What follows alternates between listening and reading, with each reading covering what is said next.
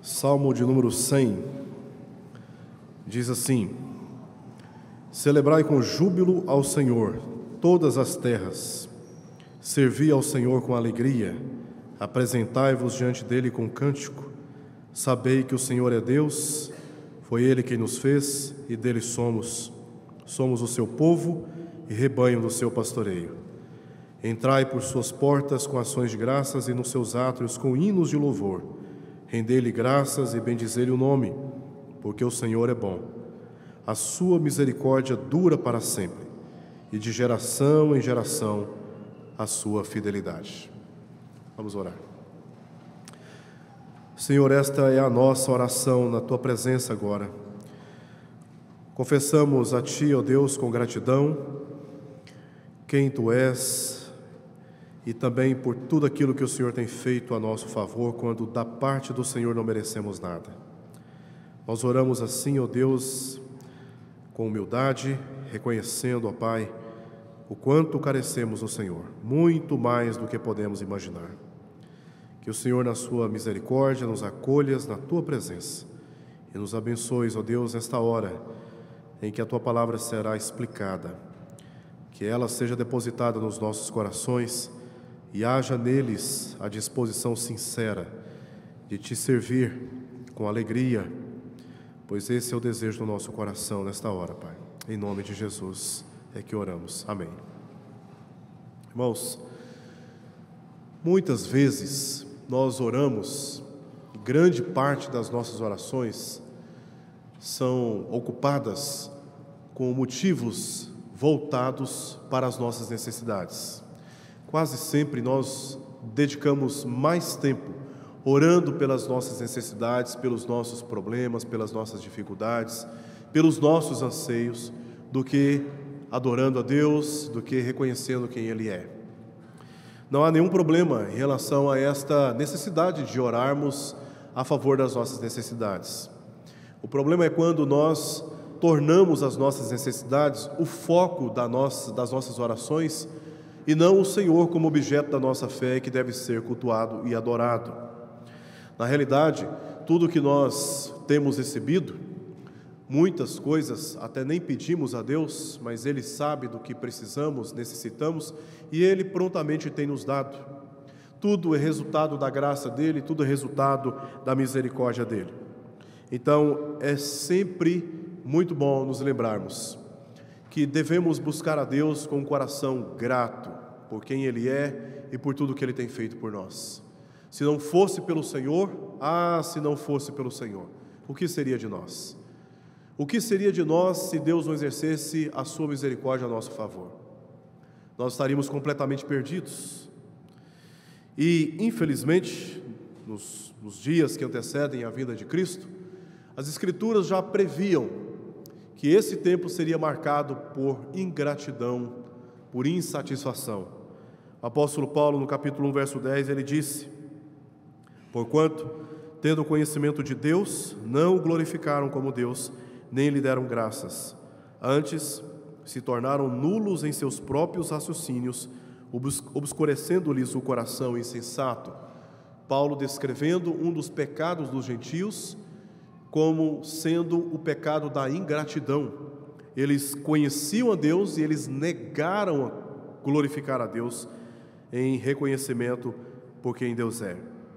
Ele insiste neste assunto a Timóteo, na segunda epístola, capítulo 3, verso 1 ao verso 2. Sabe, porém, isto: nos últimos dias sobrevirão tempos difíceis, pois os homens serão egoístas, avarentos, jactanciosos, arrogantes, blasfemadores, desobedientes aos pais, ingratos, irreverentes, e a lista continua. Paulo, inspirado pelo Espírito Santo, colocou na lista dos pecados descritos, presentes nessa geração, nesse período que antecede a vinda de Cristo, a ingratidão. E é por causa destas tensões espirituais que nos cercam, é por causa desse tempo difícil de tribulações que vivemos, que a Escritura também recomenda o modo pelo qual devemos resistir a estas tentações e nos apresentar diante de Deus, como o salmista diz no Salmo número 107, verso 1: rendei graças ao Senhor porque Ele é bom, e a sua misericórdia dura para sempre. Paulo, em 1 Tessalonicenses 5,18, também, inspirado pelo Espírito Santo, disse: rendei graças ao Senhor porque Ele é bom, e a sua misericórdia dura para sempre. Como nós lidamos e devemos tratar essas indisposições do nosso próprio coração pecaminoso?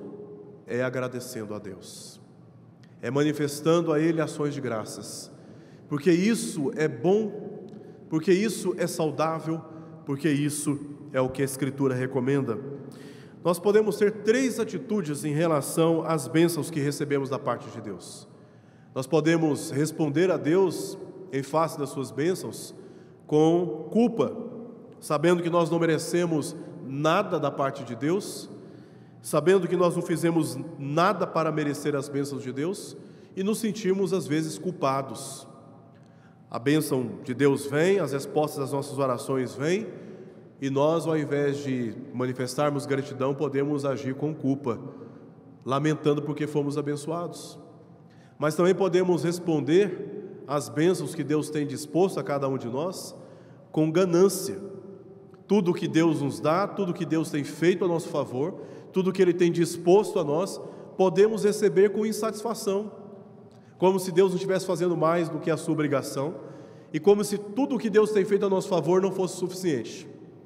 Então, ainda assim, insistimos numa atitude de insatisfação, de murmuração, de ingratidão. Mas também podemos responder às bênçãos de Deus com gratidão, oferecendo a Ele a nossa sincera declaração de gratidão, porque Ele é bom e porque a sua misericórdia dura para sempre. Eu não mereço nada da parte de Deus, ainda assim tenho recebido.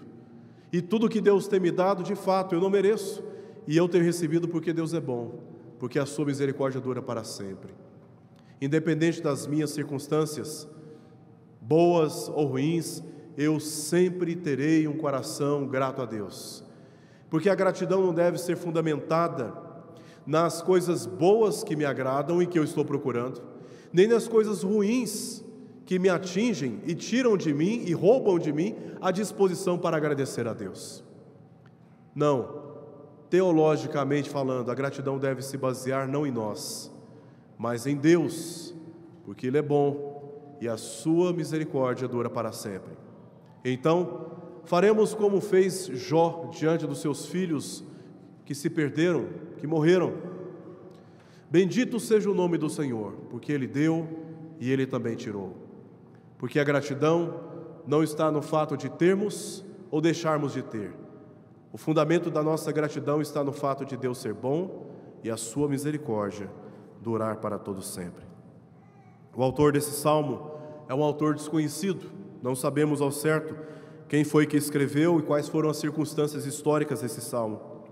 O que nós temos de informação é de que esse salmo ele foi dedicado ao agradecimento a Deus, conforme o título que nós temos aí. Não o título colocado pela Sociedade Bíblica do Brasil, mas o título em letras menores e itálico, Salmo de Ações de Graças. Um título que foi acrescentado depois, mas que indica a razão da dedicação desse salmo. Foi um salmo composto, um canto, que foi composto para manifestar ações de graças ao Senhor. Este é um dos salmos que o povo cantava em cortejo, rumo ao templo que se encontrava em Jerusalém, a fim de oferecer sacrifícios de louvor. Muito semelhante aos cânticos de romagem, aos salmos de romagem. Por exemplo, o Salmo 122, verso 1, diz assim: alegrei-me quando me disseram, vamos à casa do Senhor. Era comum ao povo de Israel, indo para o templo oferecer seus louvores, suas ofertas, seus sacrifícios, eles irem cantando, manifestando a sua alegria e a sua gratidão a Deus pelo privilégio de se apresentar diante dele a fim de lhe oferecer louvores. Eu dividi esse salmo em duas partes, Salmo 1 a 3. O autor aqui estaria fazendo uma convocação a todos os povos para prestarem culto a Deus. E a segunda parte, o verso 4 ao verso 5, instruções àqueles que atenderam, ou àqueles que atendem esta convocação, como eles devem agir, proceder na presença do Senhor quando convocados para o culto. Então, primeiro ponto, versos 1 ao verso 3, quanto a essa convocação para o culto. Lendo todos os versos do Salmo 100, verso 1 ao verso 5, nós vamos identificar que em cada versículo, em cada verso, o autor faz uma menção a Deus como motivo central das festas, da alegria, do serviço, das ações de graças, dos cânticos e dos atos redentivos. Porque Deus é que está no foco, no centro aqui deste salmo. Ele é o motivo central, principal do nosso culto e do nosso louvor. Nesses versos 1 e 2, o salmista faz 3 apelos. O primeiro apelo está no início, verso 1: celebrai com júbilo ao Senhor todas as terras. Aqui, o salmista está convocando todos os povos da terra, dizendo que eles devem celebrar o nome do Senhor. Assim como se via em Israel, o coro cantava, os instrumentos tocavam, as trombetas sopravam, as mulheres dançavam, havia muita comida e todos se alegravam por serem parte do povo de Deus. Eram celebrações muito festivas, não tinha frieza, não tinha tristeza, não tinha rancor, não tinha desânimo, pelo contrário, a celebração era algo marcante na história do povo de Israel. Era uma festa realmente de alegria, e o povo assim celebrava com gratidão diante do Senhor. E o salmista está convocando todos os povos, a fim de que se apresentem a Deus, celebrando com júbilo, com alegria, com euforia. O segundo apelo que ele faz, ainda no início do verso 2, é esse: servir ao Senhor com alegria. O serviço aqui está dentro do contexto dos ritos de sacrifícios, de oferendas e votos. E tudo isso era motivo de alegria, porque quem fazia esse serviço, quem oferecia esse serviço no templo, eram aqueles que participavam do povo de Deus. Eram aqueles que desejavam comungar, desfrutar, participar das bênçãos decorrentes da aliança, do pacto que Deus havia estabelecido com o seu povo. Então eles faziam isso com alegria, e o motivo estava justamente no fato de Deus ter entrado em aliança com o povo, e isso era mais do que motivo para que eles servissem ao Senhor com alegria. O terceiro apelo que o salmista faz, ele diz no final do verso 2: apresentai-vos diante dele com cântico. Os cânticos de alegrias,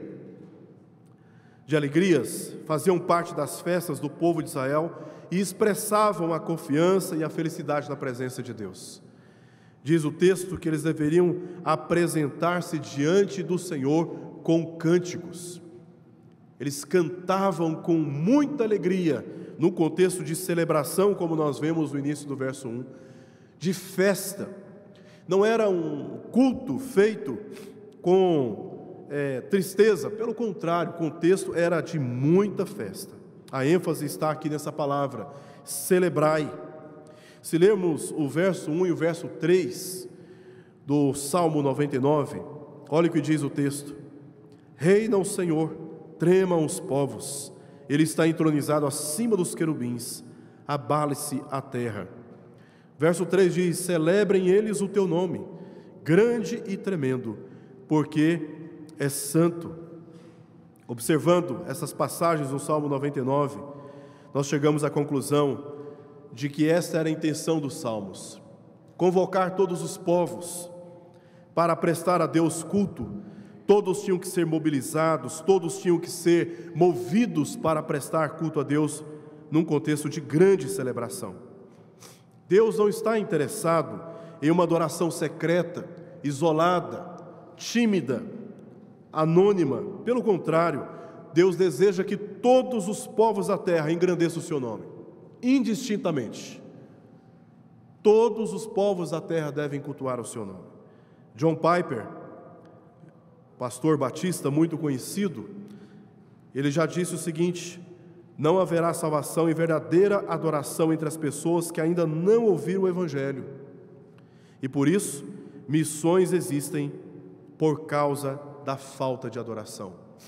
John Piper, ele, nessa frase, está comunicando que um dos motivos que temos como igreja para proclamarmos o Evangelho e levarmos adiante o conhecimento de Deus é porque os povos, por não conhecerem o Senhor, não adoram ao Senhor. E esta é a razão última da nossa criação.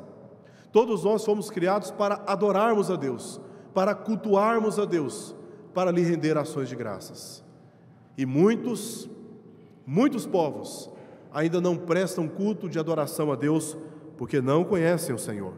Se conhecesse o Senhor como nós conhecemos, certamente teriam motivos de sobra para adorarem a Deus. Este salmo, portanto, é uma convocação para o culto a Deus, acompanhada de deveres missionários claros, pois os demais povos também são convocados a celebrar, servir e se apresentarem diante de Deus, com cânticos após conhecê-lo, bem como as maravilhosas obras das suas mãos. E é exatamente por isso, por essa razão, que nós encontramos aquilo que o salmista diz no verso 3.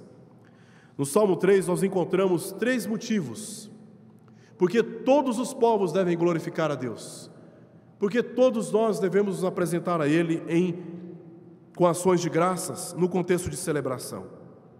O primeiro motivo diz respeito à pessoa de Deus. Diz assim: sabei que o Senhor é Deus. Uma tradução alternativa aqui para essa passagem seria: reconheçam que Ele é Deus. Sem conhecermos a Deus, de fato, nós não temos estímulo para adorá-lo. Mas quando nós conhecemos a Deus e somos convencidos de que Ele é bom e que as suas misericórdias duram para sempre, nós lhe rendemos graças. Nós oferecemos a Deus as nossas gratidões. Nós oferecemos ao Senhor louvores sinceros, porque o conhecemos e sabemos que Ele é bom e que a sua misericórdia dura para sempre. É preciso conhecer a Deus. Os povos precisam conhecer a Deus. Nós precisamos conhecer a Deus. E um dos motivos que o salmista declara diz respeito à pessoa dele. Sabei que o Senhor é Deus. Em segundo lugar, o seu poder. Diz o texto: foi Ele quem nos fez e dele somos. Somos feitura dele, criados em Cristo Jesus. Somos obra das suas mãos e por isso somos propriedade do Senhor. Foi Ele quem nos fez, somos criação dele e temos nisso mais um motivo, segundo o autor, para adorarmos a Deus. Eu e você fomos criados por Deus, esse Deus que nós conhecemos aqui na passagem, e que em terceiro lugar estabeleceu um propósito, porque nós não fomos criados aleatoriamente, sem motivo, sem razão, sem propósito, porque o final do verso 3 diz o seguinte: somos o seu povo e rebanho do seu pastoreio. Fomos criados para pertencermos ao rebanho de Deus, ao povo de Deus, somos propriedade dele, é Ele quem governa a nossa vida, é Ele quem está acima das nossas vontades e interesses, é Ele quem tem domínio sobre todos nós. Ele nos criou para pertencermos a Ele. Bendito seja o nome do Senhor por isso. Eu fui criado, você foi criado, nós fomos criados para pertencermos ao Senhor. O apóstolo Pedro, em 1 Pedro, capítulo 2, versos 9 e 10, ele disse o seguinte: vós, porém, sois raça eleita, sacerdócio real, nação santa, povo de propriedade exclusiva de Deus, a fim de proclamardes as virtudes daquele que vos chamou das trevas para a sua maravilhosa luz. Vós sim, que não erais povo, mas agora sois povo de Deus, que não tinhas alcançado misericórdia, mas agora alcançastes misericórdia. Obra do Senhor. Motivos pelos quais devemos nos apresentar a Deus em festa e celebrando quem Ele é e por tudo aquilo que Ele tem feito por nós. A segunda parte do Salmo aqueles que atendem ao chamado de prestar culto a Deus, o salmista agora vai nos dar algumas instruções sobre como devemos proceder diante do Senhor. A partir do verso 4, essa segunda parte, diz o autor: entrai por suas portas. Aqui certamente o salmista está se referindo aos portais da cidade de Jerusalém. Os povos que foram convocados, agora eles estão se dirigindo à cidade de Jerusalém. Diante das suas portas, o salmista diz: entrai por suas portas com ações de graças, cantando salmos, hinos, entoando cânticos de gratidão a Deus. E ele continua dizendo: e nos seus átrios, aqui certamente se referindo ao templo, uma vez que os povos entravam na cidade de Jerusalém, tinham que se dirigir ao templo, que era o local adequado para o culto a Deus. Diz o texto: nos seus átrios com hinos de louvor. O templo, ele era dividido em 3 átrios. 2 átrios eram reservados aos sacerdotes, e um deles, o Santo dos Santos, era dedicado ou era reservado apenas para o sumo sacerdote, que entrava apenas uma vez ao ano para fazer expiação por todo o povo de Israel. O salmista está convocando todos os povos da terra com essas palavras: entrai nos seus átrios com hinos de louvor. Mas os povos não tinham acesso direto aos átrios do Senhor. Indiretamente, o salmo está criando a expectativa messiânica de entrar nos átrios do Senhor, algo que só aconteceria permanentemente quando o Senhor Jesus viesse e nos consagrasse na presença do Senhor. Até então, o povo era mediado, era representado, era intercedido pelos sacerdotes, mas não tinha acesso direto aos átrios. Então, o que se cria aqui com esta passagem, o verso 4, é essa expectativa do dia que Jesus Cristo viesse e o véu fosse rasgado e nós tivéssemos livre acesso à presença de Deus. O que exatamente aconteceu?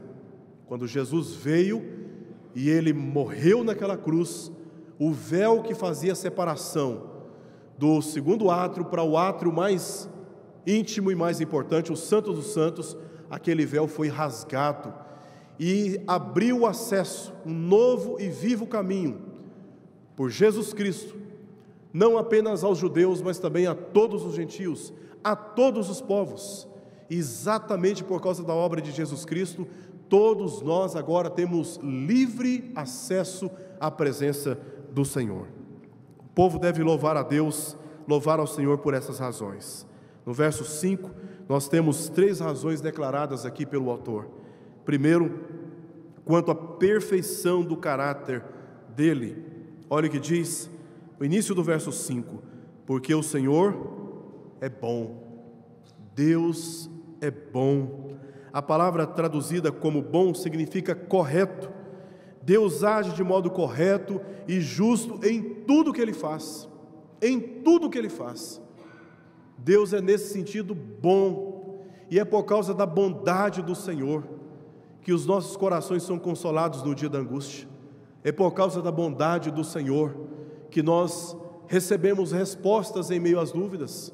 É por causa da bondade do Senhor que temos a oportunidade de um emprego, que temos uma família restabelecida, relações quebradas antes, mas que agora são restauradas, porque Deus é bom. É porque Deus é bom que nós devemos louvar a Deus. Não é porque somos bons, não é porque fazemos coisas boas, é porque o Senhor é bom. Porque o Senhor é quem está no foco das nossas orações. É porque o Senhor é quem está no foco da nossa adoração e do nosso culto. É porque o Senhor é bom que nós prestamos culto a Ele. É porque o Senhor é bom que nós estamos aqui nesta noite. Também por sua compaixão, diz o texto, a sua misericórdia dura para sempre. Todos nós perdemos a santidade, perdemos a dignidade de estarmos na presença do Senhor, por causa dos nossos próprios pecados. Se não fosse pela mediação dos sacrifícios, seríamos consumidos pela absoluta santidade do Senhor. Aliás, o sumo sacerdote, quando ele entrava uma vez ao ano no Santo dos Santos, para fazer expiação por toda a nação de Israel, ele entrava com uma corda amarrada na sua cintura, porque se ele entrasse ali para fazer expiação pelo povo, ocultando, omitindo algum pecado pessoal, ele era imediatamente consumido pela santidade de Deus naquele lugar. Então a corda era usada para puxar o cadáver do sumo sacerdote, porque na presença de Deus ninguém pode permanecer em pecado. E se não fosse a misericórdia do Senhor, todos nós já teríamos sido consumidos. É por causa da misericórdia do Senhor, manifesta através de Jesus Cristo, que nós estamos na presença do Senhor. É por causa do sangue de Jesus que nos cobre, assim como o sangue cobria a tampa do propiciatório da arca. O sangue de Jesus nos cobre os nossos pecados, e é por causa do sangue de Jesus que Deus nos aceita na sua presença. Do contrário, se não fossem as misericórdias do Senhor, nós seríamos consumidos. Deus é bom e Deus é misericordioso.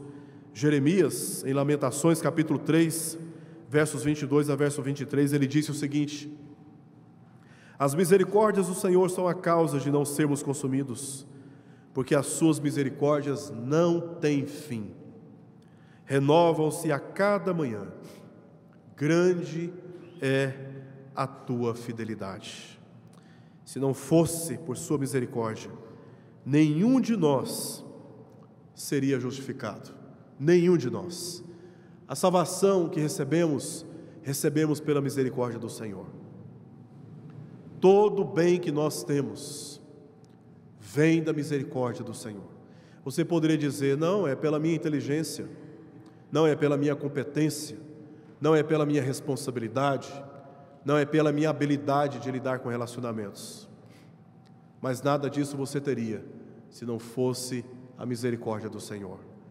Por trás de tudo está um Deus bom e misericordioso, que está nos livrando de situações que não fazemos ideia.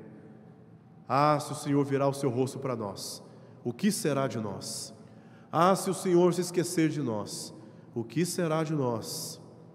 Ah, se o Senhor não atender a nossa necessidade, até mesmo aquela necessidade que não mencionamos nas nossas orações, o que seria de nós? Tudo que temos recebido, tudo que somos, devemos a Deus, porque Deus é bom e a sua misericórdia dura para sempre. A última razão porque devemos louvar a Deus e adorar a Deus está no final do verso 5: e de geração em geração a sua fidelidade. Está aí a garantia de que podemos confiar nas promessas de Deus, porque Deus não muda jamais. E porque Deus não muda jamais, as suas palavras também não mudam. Pelo contrário, as palavras do Senhor cumprem cabalmente o propósito para o qual ela foi designada. Tudo que Deus prometeu ao seu povo, o que não se cumpriu, ainda se cumprirá.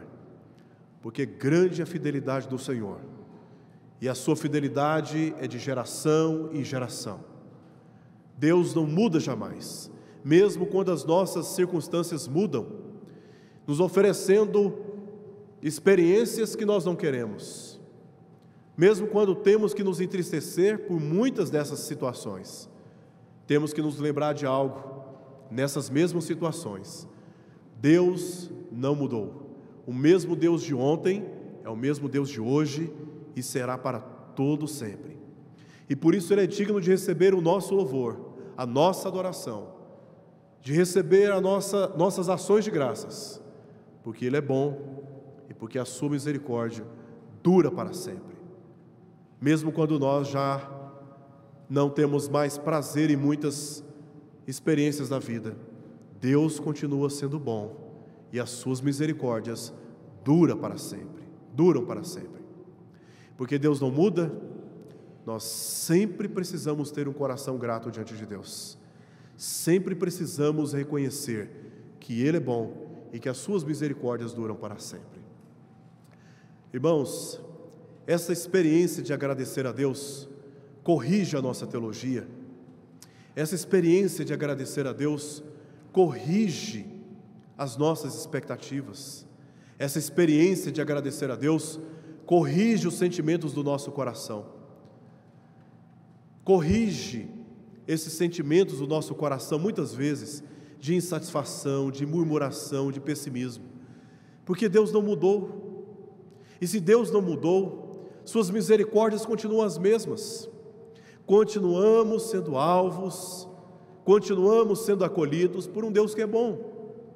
Continuamos sendo protegidos, guardados, guiados.